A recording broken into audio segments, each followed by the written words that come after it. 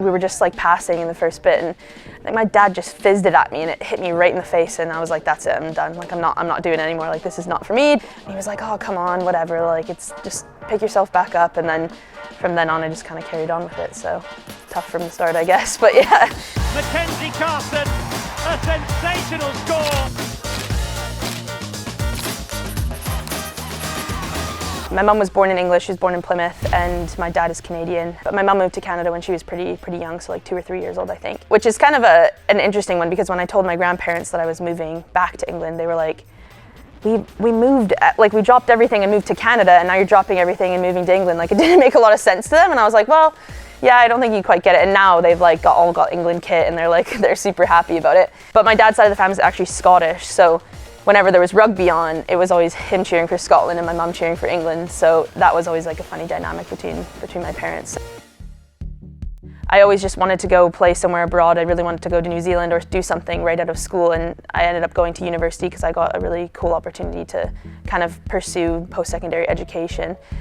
So I did that, and then a few years into that, I was kind of like, oh, I don't know, I just really want to go play somewhere. I really want to just do rugby. I think rugby was like the only thing I was like sure that I knew I wanted to do. So I kind of just dropped everything, and I started making little highlight tapes, and I like emailed a bunch of like clubs in England, and Bristol were like, I mean, I guess we can have you, like fine, like fair enough, sure, get on a plane, like we're not going to stop you. So I was pretty adamant about playing at a club, and I didn't really care where I played. I just wanted to play for a club that was in the Prem, and even if I started in the second team and had to work my way up, like I was like pretty adamant about just A, having a good time, and B, just getting better at rugby. So that was kind of like the main purpose about it. And so yeah, so I just basically like hopped on a plane, dropped everything, dropped out of university, which my parents weren't too happy about, but they kind of understood it. Yeah, because it was only supposed to be a year, I was like, oh, I don't really care. I'll work in a bar, I'll work in a pub, like it doesn't really matter. Like I'll just pick up jobs where I can. And then I just started applying for random jobs. So I applied at like Asda, and I applied at just random places, and I ended up getting a job at like a local coffee shop. Although don't ask me to make a coffee now because I'm terrible at the latte art. It's not my thing. I can stick to rugby for now. As I started to play kind of higher level rugby, that's when I was in the front row, because obviously front row nowadays have that skill set, but they also have like the physical features that I have. Yeah, I mean, in a dream world, I'd still be a 12. I think it's probably the best position on the field, but for now, I'll be a loose head prop.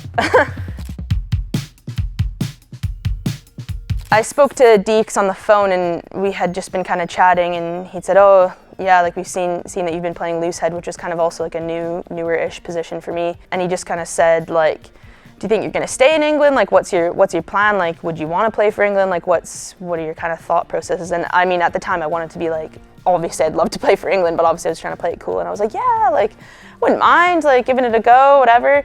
And he just said, oh, yeah, that's great. Like, we'd love to have you in camp then if you want to give it a go and see how you get on. And for me, to be honest, I was like, that's just a win in itself, because like to think 5 years ago, if I thought I'd be here like on the phone speaking to Deeks about that, I definitely didn't think that would happen. So yeah, and then just came into camp for a few weeks leading up to Six Nations. There was a bit of a prop crisis, I think that probably helped me as well. Botts was injured at the minute, Vicky Cormer was away, so there was that kind of open opportunity, and yeah, I ended up getting my first start and my first cap up in Newcastle in Six Nations. And yeah, at the time we're kind of changing our selection process at the minute, but they just put basically the team on the WhatsApp group at the time that they kind of say it's coming out. So you kind of always just sat like in your room, like kind of just waiting for it to come, and it just came, and I was like, yeah, I guess that's pretty cool, isn't it? I didn't even realize this was like a thing, but in camp, like when you're gonna get your first cap, or like a big cap, or it's something kind of bigger happening, like everyone just drops cards off at your room, and I thought that was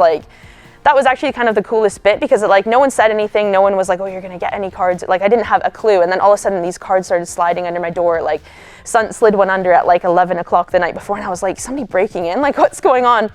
And then people just walked up and kept dropping you cards and just little notes, and I think it just like really like showcases the like what it means to kind of be a part of this group. And like last night we had some of the like vintage Red Roses come in, and like once you are in this kind of club, I guess, like you're in it forever. And I think that's when it really kind of like set in that I was like, wow, I'm actually gonna like get my first cap, and this is gonna be like, I'm kind of like a part of this now, and this like kind of bigger thing that's also kind of changing the landscape of women's rugby.